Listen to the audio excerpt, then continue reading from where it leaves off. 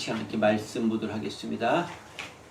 이 시간 하나님께서 우리에게 주신 말씀 신약성경 마가복음 1장 1절 딱 한 절이죠. 다 외우는 말씀이기도 하겠는데요. 1장 1절 한 절밖에 되지 않습니다. 같이 함께 말씀 봉독하겠습니다. 시작. 하나님의 아들 예수 그리스도의 복음의 시작이라. 아멘. 네. 읽었던 말씀의 제목이기도 합니다. 예수 그리스도의 복음의 시작이라는 제목을 가지고 함께 은혜를 나누도록 하겠습니다. 2022년을 맞이하고 오늘이 두 번째 주일입니다. 작년에는 주로 강해 설교만 한 것 같고요. 올해도 뭐 별반 다를 것 같지는 않은데 아마 말씀 성경에서 이야기하는 것 위주로 함께 은혜를 나누고자 합니다. 작년에는 연초 시작한 빌립보서를 가지고 쭉 하다가 8월 한 중순쯤에 마쳤고요. 기억하시는 분들은 아마 계실 겁니다. 그리고 이어서 에스라 강해를 또 하다가 앞부분 1장부터 4장까지만 하고 성전 건축이 완성되는 장면은 못 보고 성전 건축 준비된 것까지만 우리가 하고 잠시 멈췄고 그 다음에 이어서 대림절을 맞이해서 누가복음을 중심으로 예수님을 기다리는 사람들이라는 주제를 가지고 5종류의 사람들의 기다린 모습들에서 함께 은혜를 나눴습니다. 기억을 하시라 싶습니다. 2022년을 시작하면서 어떤 말씀을 가지고 함께 나누면 좋을까를 고민을 좀 많이 했습니다. 그러다가 마가복음을 하면 좋겠다라고 시작하려고 하고 있습니다. 어디까지 언제까지 이 마가복음 할지 잘 모르겠지만 일단 하는 데까지는 진행해 보려고 하고 있고요. 작년 말에 2022년도에 무엇을 설교할까를 고민을 많이 하다가 일단 에스라가 구약이기 때문에 올해는 좀 신약을 해보자 라는 생각을 했었고요. 또 작년 한 반 이상을 또 서신서를 가지고 있었기 때문에 복음서나 사도행전 가져오면 좋을 텐데 뭘 가지고 고민하다가 마가복음이 가장 적합할 것 같다라는 생각을 통해서 마가복음을 했습니다. 자, 마가복음을 제가 선택한 몇 가지 이유가 있습니다. 또 마가복음이 가지고 있는 특징들이 좀 몇 가지 있습니다. 마가복음을 선택한 가장 큰 이유는 뭐냐면요.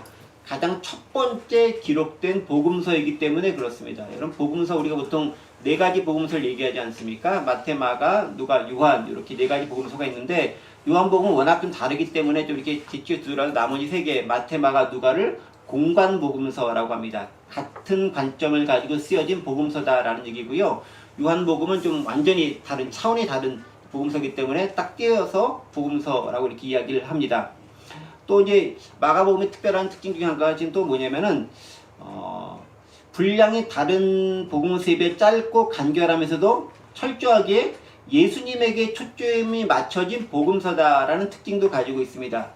사실 그 약간 신학적인 내용이긴 하지만은 학자들은 마가복음을 기준으로 마태와 누가복음서가 기록되었다라고 생각을 하고 또 그것이 정설로 이렇게 되어져 왔습니다. 그러니까 가장 먼저 마가복음이 기록되어졌고요. 그 마가복음을 바탕으로 해서 마태와 누가가 자신들이 가지고 있는 특별한 자료들, 또 경험들을 토대로 해서 마태는 마태복음을, 누가는 누가복음을 지었고요. 또 이게 사실 복음서상이라든가 성경에 지금 등장하고 있지는 않지만은 또 학자들은 거기 예수 어록이라고 하는 큐자라고 하는 것인데 예수 어록이라는 것들이 있었을 것인데 그거 예수님의 말씀을 모아놓은 일종의 말씀 모음집 같은 거예요. 그거와 마가복음을 주 텍스트로 해가지고 마태는 자신이 가지고 있는 유대인들을 특별히 대상으로 특별한 자료를 모아서 쓴 복음서. 그 다음에 누가 같은 경우는 특별히 사회적으로 소외된 자들, 또 경제 문제에 관심 있는 자들, 또 이방인들 대상으로 쓴 복음서, 누가복음이겠죠. 특별한 자료가 썼던 것들. 그렇게 해서 이제 마태, 누가복음이 기록된 거, 그리고 그것의 바탕이 되는 것이 마가복음이다라고 보면 좋을 것 같습니다. 즉 마태나 누가는 성령의 감동으로 복음서를 쓰면서 기본적으로 이미 존재한 마가복음을 기초로 해서 자신들이 가진 특별한 자료나 기록을 각자 복음서의 대상에 맞게 기록했다라고 보는 것이 일반적인 정설입니다. 그러니까 마가복음은 다른 복음서의 기준이 되고 바탕이 되는 복음서라는 거죠. 때문에 마가복음서를 일단 제대로 알아야 마태복음이나 누가복음을 이해하는 데도 도움이 될 수 있는 거죠. 가장 기본이 되고 뼈대가 되는 복음서이기 때문에 그렇고요. 그러다 보니까 분량도 16장으로 다른 복음서에 비해서 짧아요. 가장 간결한 것이죠. 뭐 더한 것이 없다라고 보면은 적합할 것 같습니다. 또 그 정도에 대한 것이 마가복음과 다른 복음서의 관계성 가운데 일반적인 이유고 그 가운데서 제가 특별히 마가복음을 택한 이유가 그런 이유들이 있다라고 보시면은 여기 있는 것들이 좋을 것 같습니다. 이 마가복음을 하면서 몇 가지 염두에 두어야 될 기본적인 정보들이 있습니다. 좀 재미없는 거긴 하지만 그러나 또 좀 필요한 부분들이기 때문에 몇 가지 말씀드리면요. 마가복음의 저자는 누구일까요? 마가복음의 저자. 저도 어려운 질문들이죠. 마가복음의 저자는 마가입니다. 에베소서의 저자는 누구일까요? 에베소라고 안 하는군요. 감사합니다. 이게 이제 성경을 보면 이게 저자 이름이 성경 책 이름이 되는 것들이 있고, 그 수신자라든가 교회 이름이 이제 성경 책이 되는 것이 있고, 이제 사건 이름이 되어져 있는 것이 있는데 헷갈릴 수 있어요. 그래서 제가 헷갈리지 않으려고 냈는데 역시 함정에 빠지지 않고 훌륭하신 성도님들이에요. 그렇죠. 마가복음의 저자는 마가가 저자죠. 누가복음의 저자는 누가가 저자가 되겠습니다. 자, 근데 마가는 어떤 인물이냐면요. 유대인으로 예루살렘에 거주했었던 이제 그런 인물인데, 그 마가복음을 쓰면서 마가복음을 쓰면서 대상으로 삼았던 사람들은 예루살렘에 거주했던 유대인들에게보다는 대상은 로마 시대에 있었던 일종의 그 개종한 유대인들 혹은 이제 이방인들을 대상으로 로마에 살고 있었던 기독교인들을 대상으로 썼다라고 일반적으로 학자들은 보고 있습니다. 또 마가는 그 집이 나름대로 좀 부유했던 그런 집 같아요. 왜냐면은 마가의 집을 통해서 많은 집회와 모임들이 또 그곳에서 교회가 이루어졌기 때문에 그렇습니다. 아마 최초의 교회가 예루살렘 모교회의 그 공간적 배경, 장소를 제공했던 곳이 마가의 집이 아닐까라고 학자들은 생각하고 있고, 그것이 주로 거의 대부분의 학자들이 동의하는 그런 바이기도 합니다. 마가의 어머니는 커다란 집을 소유하고 있었고요. 이 집은 보통 믿는 사람들의 집회 장소로 사용되곤 했습니다. 예를 들면 사도행전 12장 12절 말씀 보면은 이런 말씀이 기록되어 있습니다. 보세요. 깨닫고 마가라 하는 요한의 어머니 마리아의 집에 가니 여러 사람이 거기에 모여 기도하고 있더라. 사도들이 복음을 전하는 장면인데 이미 교회가 설립되면서부터 그 가운데서 기도하고 있었던 사람들이 많이 있었다라고 기록하고 있습니다. 그러니까 마가의 집은 나름대로 장소도 좀 있고 공간도 좀 있고 또 부유하기 때문에 사람들이 모일 수 있는 그런 충분한 공간을 가지고 있었던 그런 곳이다 라고 보면 좋을 것 같습니다. 우리가 마가 하면 또 생각나는 것이 뭐냐면 마가의 다락방이라는 말을 듣습니다. 이 마가의 다락방 소리가 잘못 나면 또 이단과 관련되어져 있는 이쪽 나가기 때문에 좀 조심할 필요는 있는데, 또 엉뚱한 성경 공부하는 게 다락방 성경 공부 때문에 좀 그런 것이 있는데, 마가의 다락방은 몇 가지로 유명한 그런 지명이기도 합니다. 어떤 지명이냐면요. 가장 먼저 유명한 것은 뭐냐면 예수님이 잡히시기 전에 제자들과 유월절 만찬을 한 곳도 마가의 다락방이었을 것이다 라고 학자들은 생각을 합니다. 여러분 누가복음 22장 10절부터 12절에 있는 말씀 보면은 예수님께서 제자를 내보내시면서 그 집을 우리가 유월절 만찬을 나눌 장소를 알아봐라 라고 하면서 사람을 보내는데, 그때 만나는 사람, 물동이를 입은 사람이 만나는데 그가 마가일 것이다 라고 학자들은 추론하고 있어요. 그래서 22장 10절 11절 보면은 보라 너희가 성내로 들어가면 물 한 동이를 가지고 오는 사람 만나리니 그 들어가는 집으로 따라 들어가서 그 집 주인에게 이르되 선생님이 내게 하는 말씀이 내가 내 제자들과 함께 유월절을 먹을 객실이 어디 있느냐 하시더라 하라.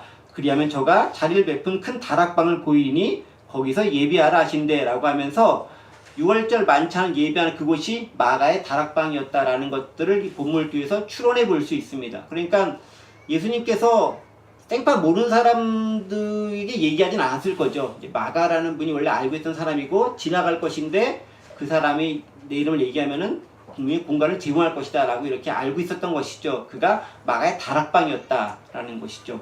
그 다음에 또 이제 마가의 다락방이 어떤 용도로 쓰냐면 사도행전을 넘어가 보면 1장 26절 보면은 예수님을 배반한 가룟 유다를 대신해서 새로운 제자단 12제자단을 한 명 더 뽑는데 마띠아가 뽑히게 되잖아요. 그 뽑는 그 장소가 어디냐면은 또 마가의 다락방입니다. 그래서 사도행전 1장 26절 보면 제비 뽑아 마띠아를 얻으니 그가 11사도의 수에 들어가니라 라고 하면서 12사도단, 12제자단에 해당되는 것이죠. 그리고 그곳에서 또 여러 사람이 모여서 함께 기도하게 되죠. 그래서 이 제자들과 또 예수님을 알고 있는 가족들과 또 예수님의 지인들과 예수님 원래 제자들과 또 500여 명의 사람들 모여서 기도합니다. 500여 명 사람들이 모여서 120명 정도가 모여서 기도할 정도면은 공간이 상당히 커야 되겠죠. 그러니까 상당히 재산도 있는 그런 집이었으니 분명합니다.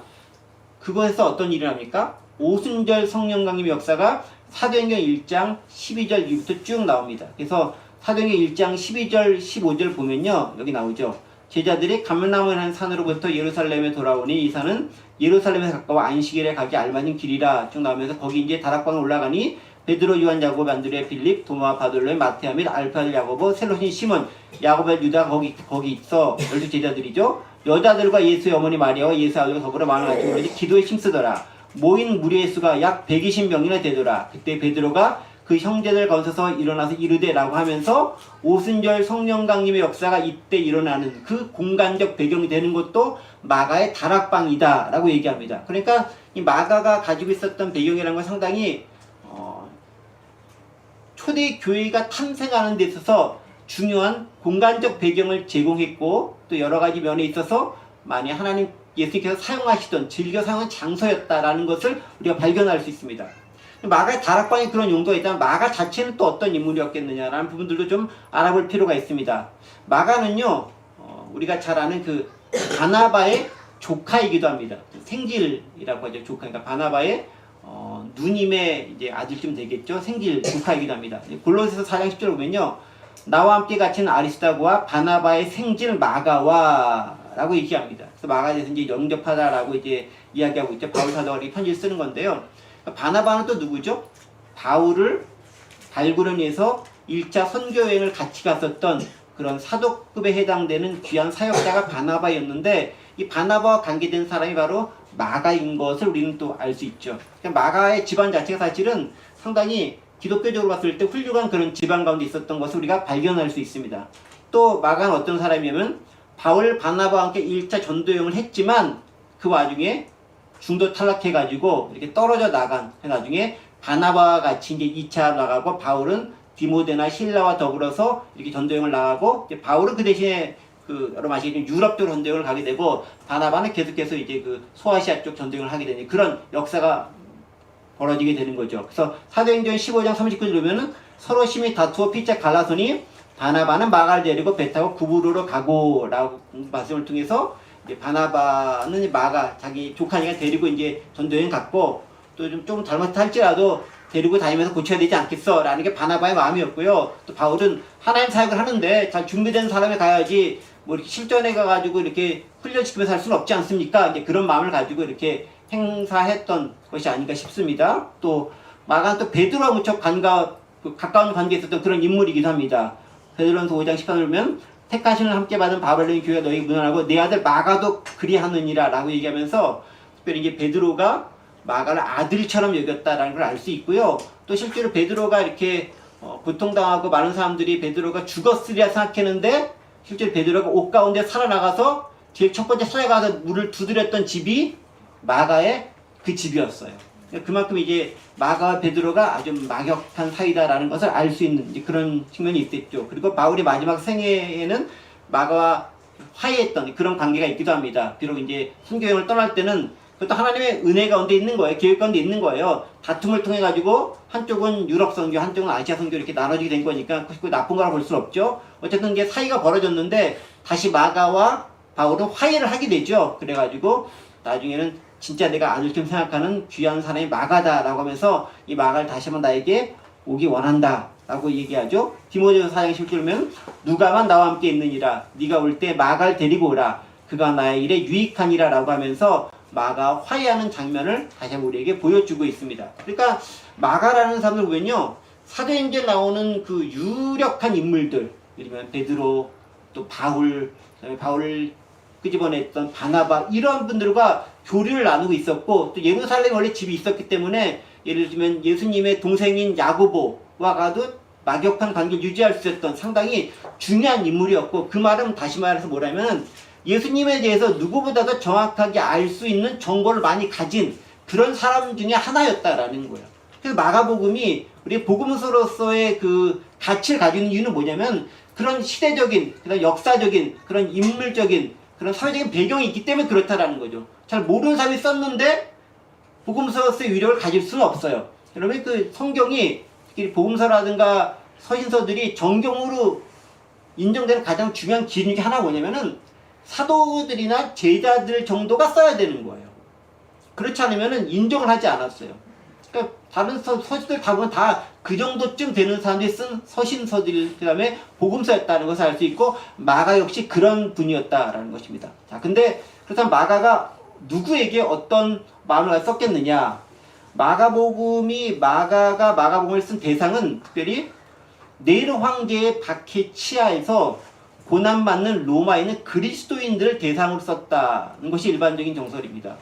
그러니까 마가복음이 가장 먼저 기록된 복음서다라고 하는데, 이 마가복음이 보통 언제 기록됐냐고 하면 학자들에 따라서 AD 한 65년에서 70년경에 기록되었을 것이다 라고 보는데요.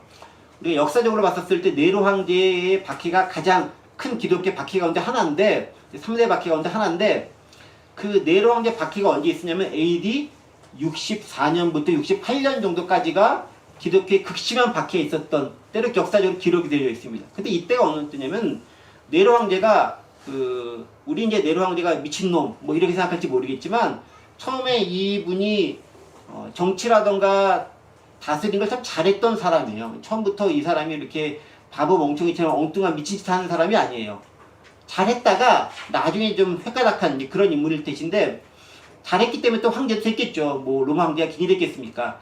근데 나중에 이제 이 사람이 좀 정신이 돌면서 로마에 화재가 나기 시작합니다. 그게 이제 AD 한 64년쯤인가 화재가 나는데, 그 화재를 낸 장본인이 네로다 라는 이제 소문이 퍼지기 시작해요. 진짜 네로가 했는지 안 했는지 몰라요. 근데 이제 여러분 그 쿠어바디스라고 하는 영화를 보시면은 거기서 이제 네로가 화재를 일으킨 것처럼, 그리고 네로가 화재 보면서 막 환희를 느끼면서 막 하는 그런 장면들이 나오는데, 그 영화를 보시면은 그거가 이제 네로가 화재를 일으킨 장본인으로 설정을 하고 맞는 거죠. 어쨌든 그런 소문들이 도니까 정치적인 부담이 있는 거잖아요.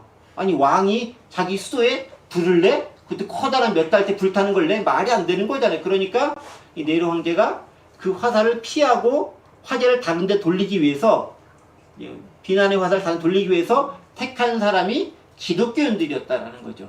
그래서 기독교인들이 화제를 냈어. 기독교인들이 모이면서 이렇게 하다가 불을 낸 거야 라고 이렇게 돌리면서 박해를 하기 시작합니다. 명분을 삼은 거죠.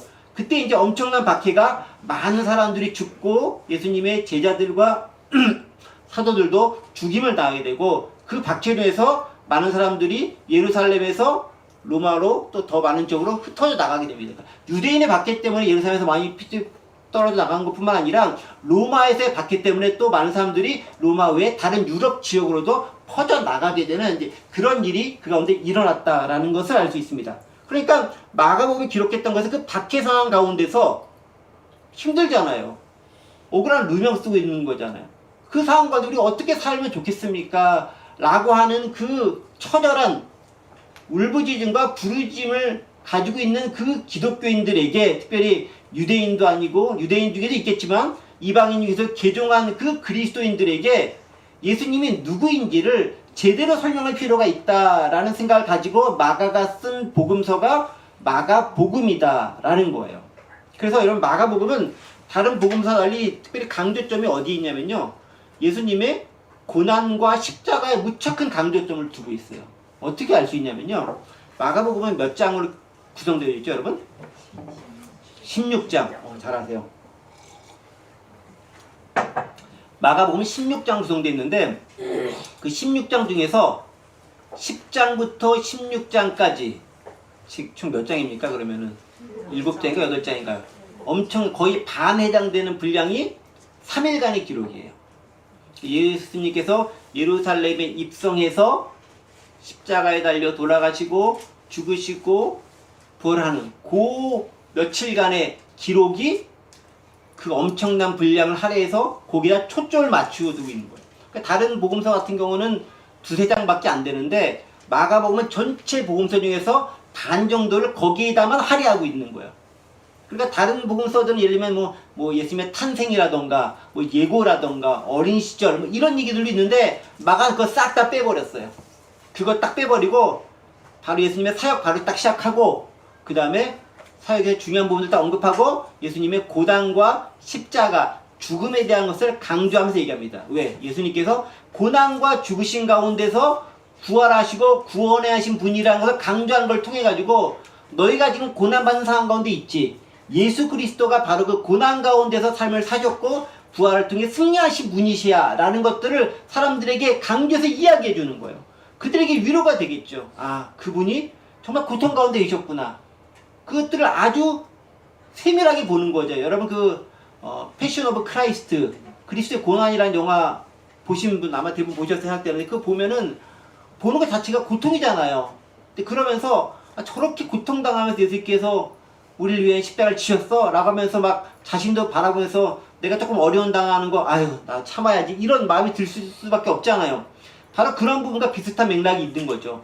이렇게 고난한 예수님이 너희를 십자가에 달려 돌아가시고 그분이 구원을 이루셨다라는 것들을 사람들에게 말씀해주는 그 의미가 그 가운데 들어있다는 것을 우리가 알 수 있다는 것입니다. 그래서 마가복음에 드러나는 신학적인 강조점이 뭐냐면은 고난받는 종으로서 예수님을 무척 강조하고 있다는 거예요. 이게 마가복음에 나타난 중요한 특징 중에 하나입니다.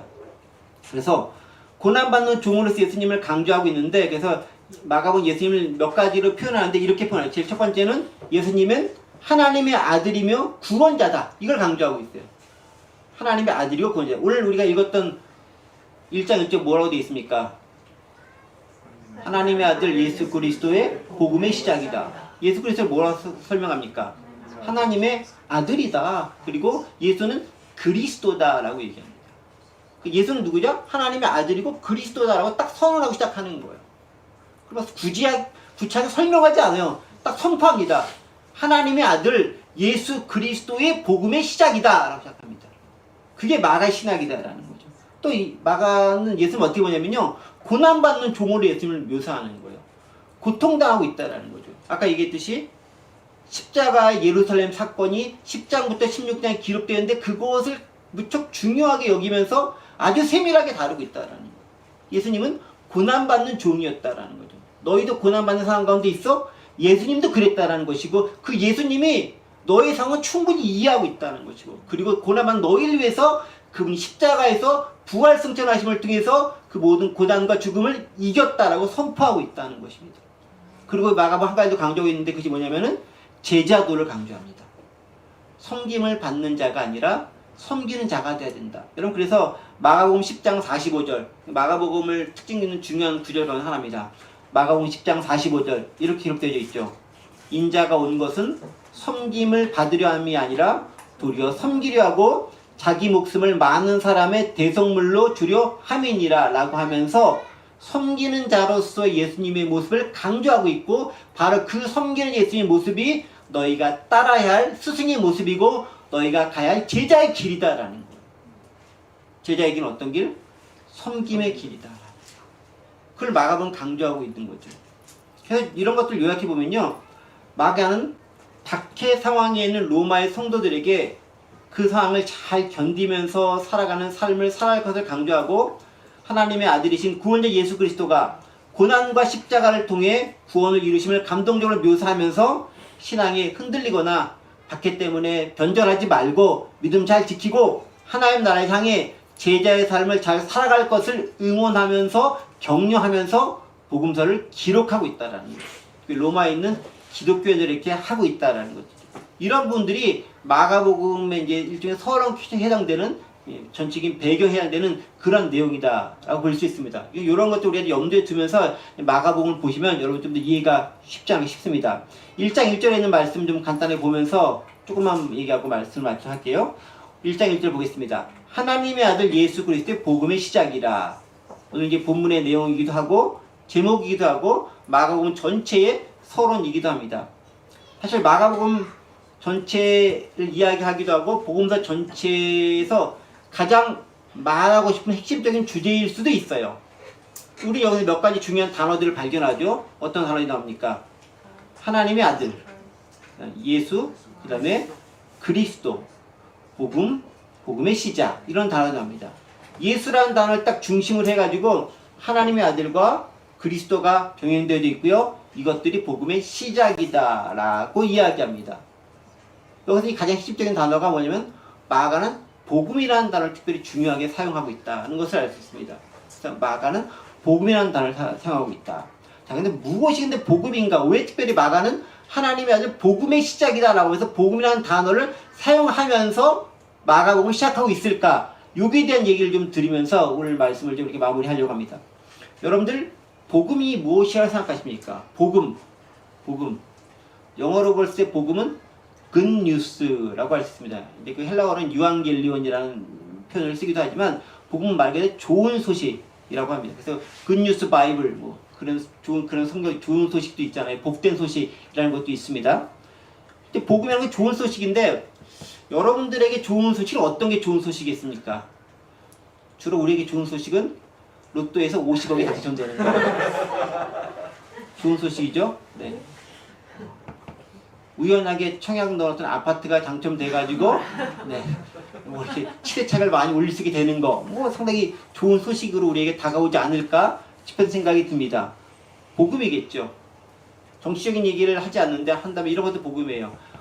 며칠 전에 보니까 이준석이 이제 자유한국당에 다시 한번 이렇게 윤석열과 이렇게 결합하면서 메시지를 딱 하나 내놨습니다. 무슨 메시지? 7글자였죠.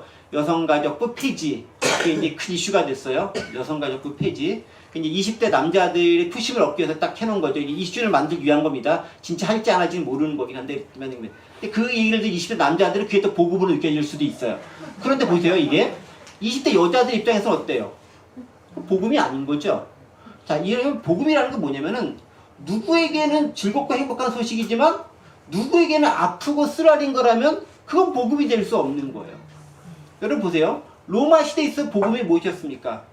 원래 복음이라는 말이 기독교에서만 쓰여진 말이 아니에요. 그 당시 로마 시대, 헬라 시대에 다양하게 사용되는 말입니다. 근데 로마인들에서 복음은 뭐냐면 이거예요. 황제가 등극하는 거. 지난번 우리 양교 선생님이 얘기했죠. 황제 아우구스트가 등극하는 것이 복음이라 그래요. 기쁜 소식이라 그랬어요. 또 어떤 게 복음합니까? 로마가 팍스 로마라면 전 세계를 지배하고 통치해 나가잖아요. 그 나라와 싸워서 이겨가지고 승전보를 보내온 게 그게 복음인 거예요. 자, 로마 입장에서 복음 맞아요. 하지만 그 로마에 의해서 침탈을 당한 민족들, 그 나라, 그 백성, 그게 복음이에요? 그거는 복음이 아니라 치욕스럽고 너무 슬프고 두렵고 힘든 가슴 아픈 일이 될 수밖에 없는 거예요. 복음은 그 당시 얘기했던 복음이라고 많이 불렀던 것들은 일부의 소수의 특징된 사람들에게, 특정된 사람들에게만은 좋은 소식이었다라는 거예요. 상당히 부분적으로 좋은 소식이었다라는 거예요. 누구에게나 좋은 소식은 아닌 거예요. 누구에게나. 우리들도 좋은 소식을 그런 식으로 행할 수 있어요. 예를 들면 내가 뭔가를 해가지고 주식에서 돈을 많이 땄어. 복음이죠? 근데 여러분 주식이라는 것도 그래요. 내가 따면은 누군가 잃는 사람이 있는 거예요. 물론 이제 계속 이렇게 재화에 상출한 것이 있기 때문에 점점 불어가는 것이 있지만 어쨌든 간에 누군가의 그 돈을 넣은 거고 그 돈이 또 누군가에 가는 거예요. 그러니까 누군가에게 그게 무척 가슴 아픈 일이 될 수도 있는 거예요. 그게 복음일까? 그 당시 살고 있는 사람들에게서 복음이라는 의미는 그런 뉘앙스가 가득해 있다는 것입니다. 그 당시 로마, 헬라 문화권 사람들에게 복음은 그런 복음들이었어요. 자, 그런데 그런 생각을 가지고 있었던 그 문화권과 다르게 유대인들이 가지고 있었던 복음에 대한 또 다른 생각들이 있습니다. 유대인들이 가지고 있었던 복음에 대한 생각은 무엇일까요? 유대인들은 메시아 사상이 일종의 복음입니다. 유대인들은 하나님의 나라가 오는 것이 복음이었어요. 유대인들은 선지자들이 예견한 그 메시아가 오는 것들이 복음이었어요. 자, 그런데 유대인들에게 있어서 메시아가 오는 것, 유대인들에게 있어 구원자가 오는 것, 유대인들에게 있어 자신들을 다윗의 시대를 만들 그 누군가가 오는 것이 즐겁고 행복한 일이긴 하지만 그들에게 있어서의 그 복음의 구원자 메시아는 어떤 측면? 철저하게 정치적이고 군사적인 측면에서의 복음만 얘기했다는 거. 그걸 기대했다는 거죠. 왜 그렇습니까? 그들이 꿈꿨던 다윗, 솔로몬 시대의 영화로운 모습을 그대로 재현되기가 원했어요. 여러분 다윗과 솔로몬 시대가 평화롭고 행복하고 유대인들이 너무 좋은 시대임은 맞지만 조금만 더 다르게 생각해 보세요. 그러면 그 당시 가장 강력했던 유대, 다윗 솔로몬 통일 왕조 시대로부터 조경을 바쳐야 했던 그 이웃 나라들에게는 그게 또 복음이었을까? 그건 또 아닌 거가 되잖아요. 누구에게는 즐겁지만 누구에게는 그것이 고통이 되고 고난이 된다면 그게 보편적인 복음이 될 수 있을까?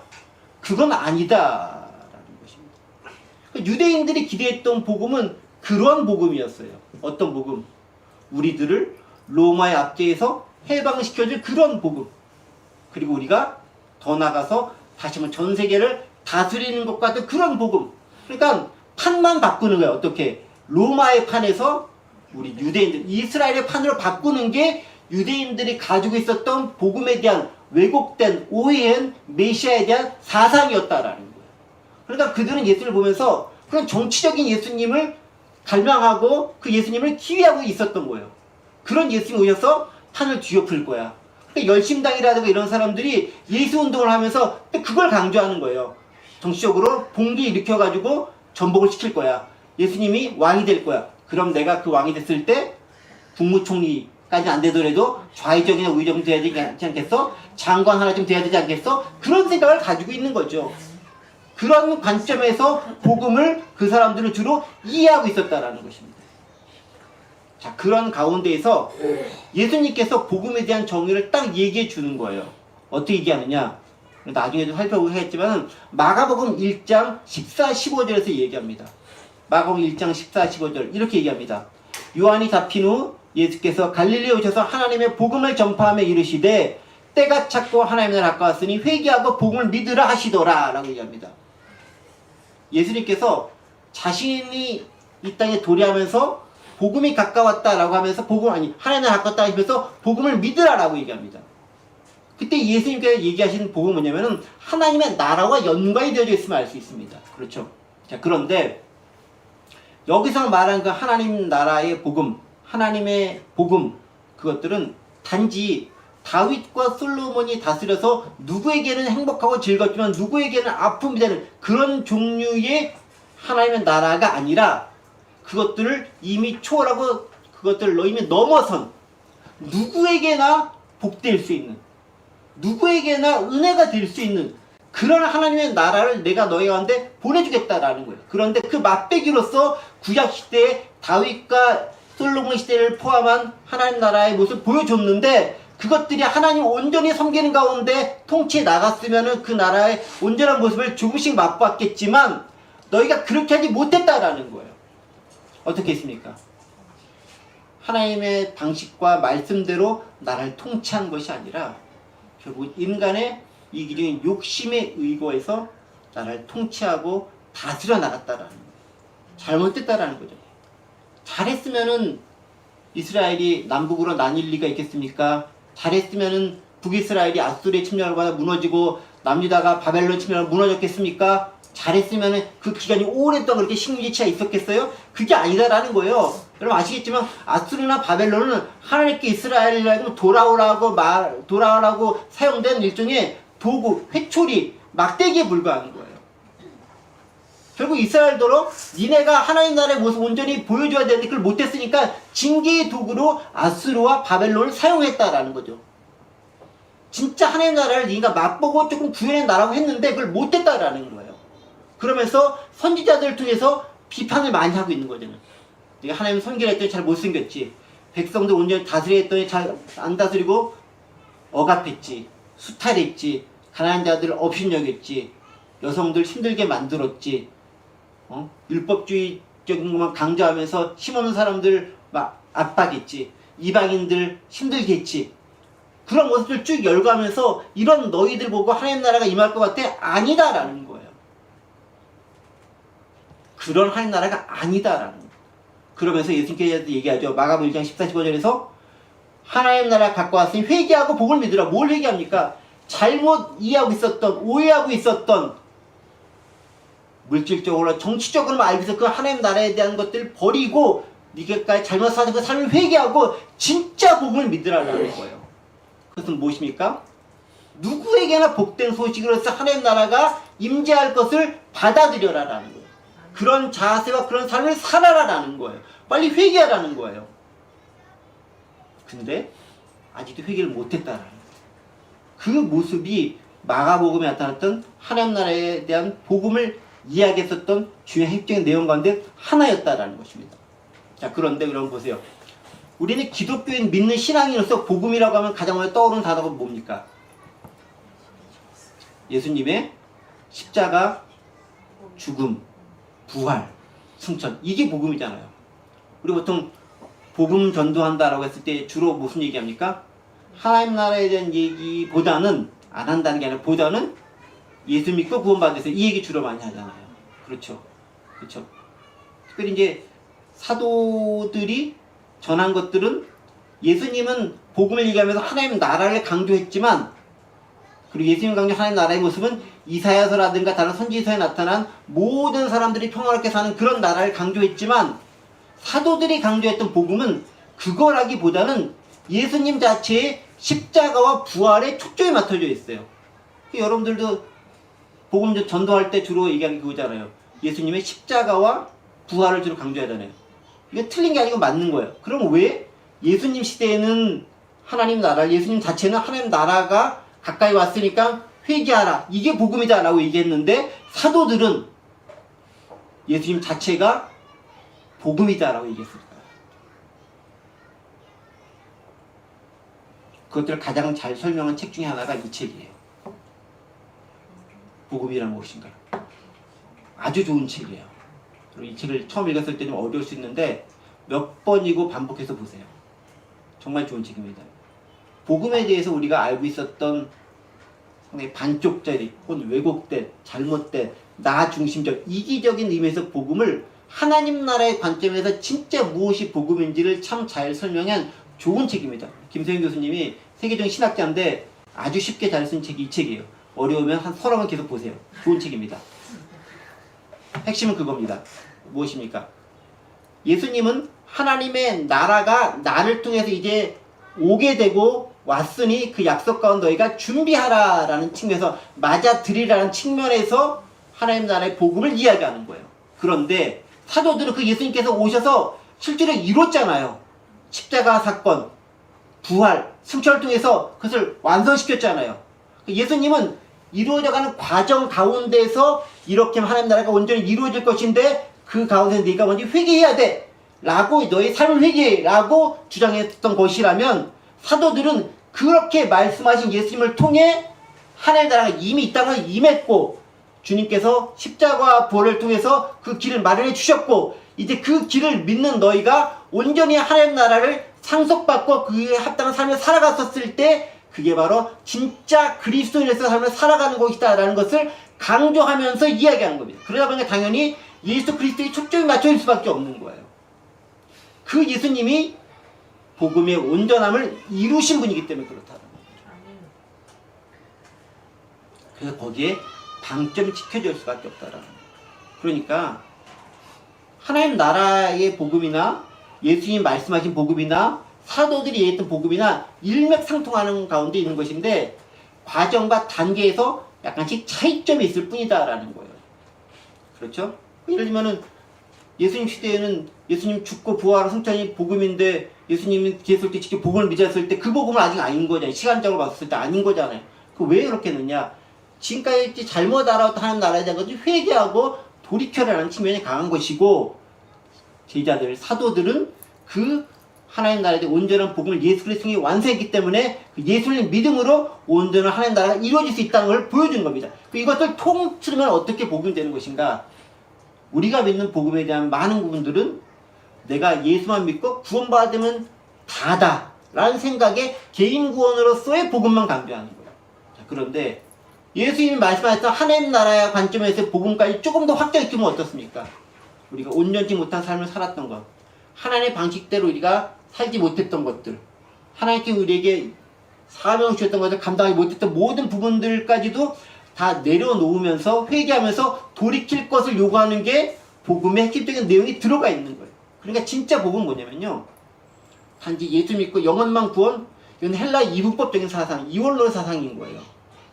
진짜 복음은 전인적인 구원이에요. 어떻게 해요? 영혼만 구원받는 것이 아니라 우리 모든 인격, 모든 나라, 모든 백성, 모든 문화권이 싹 다 회복되는 게 진짜 복음이라는 거예요. 사회도의 적용은 어떻게 되겠습니까? 공의가 회복되는 거예요. 인권이 회복되는 거예요. 아픈 사람 치유되는 거예요. 그럼 누구에게나 좋은 거잖아요. 아픈데 치유되잖아요. 누구에게 좋은 거잖아요. 공정하게 되는 거 좋은 거잖아요.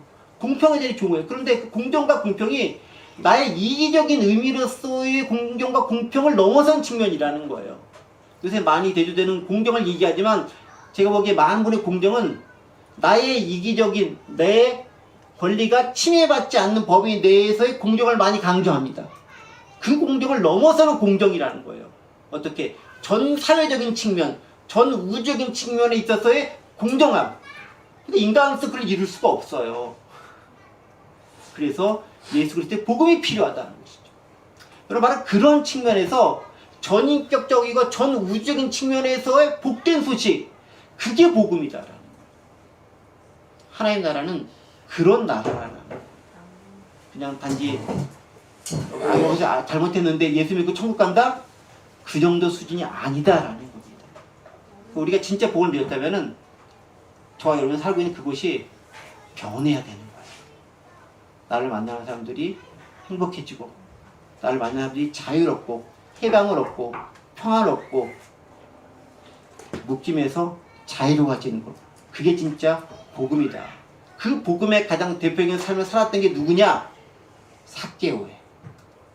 여러분, 누가복음 19장 8절부터 10절 읽어드리겠습니다. 삭개오 가서 주께 여짜오되 주여 보시옵소서. 내 소유의 절반을 가난한 자들에게 주겠사오며 만약 누구를 속여 빼앗은 일이 있으면 네 갑절이나 갚겠나이다.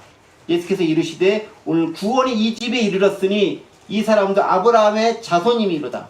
인자가 온 것은 잃어버린 자를 찾아 구원하려 함이니라. 단지 영혼 구원받았다고 해서 기쁜 날뛰는 게 아니에요. 삭개오는 뭘 했습니까? 내가 잘못한 거 돌이키고 다 나눠주고 베풀고 원상 회복시키고 다 같이 살아갈 수 있도록 만드는 것, 그게 진짜 구원받은 자의 모습이었고 그게 진짜 복음의 메시지에 전파하는 삶의 모습이었다라는 것을 강조하고 있습니다. 정리합니다. 마가복음은 그것을 이야기하고 있습니다. 단지 예수 믿고 구원 받고 천당 가는 것, 그것을 넘어서는 거라는 거죠. 지금 네가 있는 그곳에서 너로 말미암아 진짜 하나님 나라 경험되고 있는가? 예수 그리스도의 고난과 십자가 죽으심으로 그것이 온전히 경험되고 있는가? 그래서 네가 그 삶을 따라 살고 있는가? 제자로서 잘 따르고 있는 것인가? 이것들을 반복해서 보면서 네 삶이 힘든 거 알아. 하지만 예수님께서 그 힘듦을 통해서 부활 승천하셔서 승리 이루어냈듯이 네가 그 삶을 통해서 온전히 하나님의 제자, 예수의 제자 삶을 살아간다면 하나님의 나라가 너를 통해 펼쳐질 거야. 그러니 낙심하지 말고 열심히 삶을 살아가 라고 우리에게 주는 메시지다라는 것이죠. 바로 그 메시지가 어떻게 펼쳐질지, 그 하나님 나라가 어떻게 이루어져 나가는지는 이제 우리가 마가복음을 보면서 조금씩 발견할 수 있을 것입니다. 하나씩 발견 나갈 수 있는 저 여러분들 되시기 원합니다. 네. 기도하겠습니다. 은혜와 사랑 하나님 아버지 감사합니다. 예수 그리스도를 통해 온전해진 복음, 하나님의 나라 보기 원합니다. 경험하기 원합니다. 그날의 온전한 시민으로, 백성으로, 자녀로 살아가기 원합니다. 힘 주시고 능력 주시고 그 은혜 가운데 거할 수 있도록 함께하여 주옵소서. 예수 그리스도의 이름으로 감사드리며 기도하옵나이다. 아멘.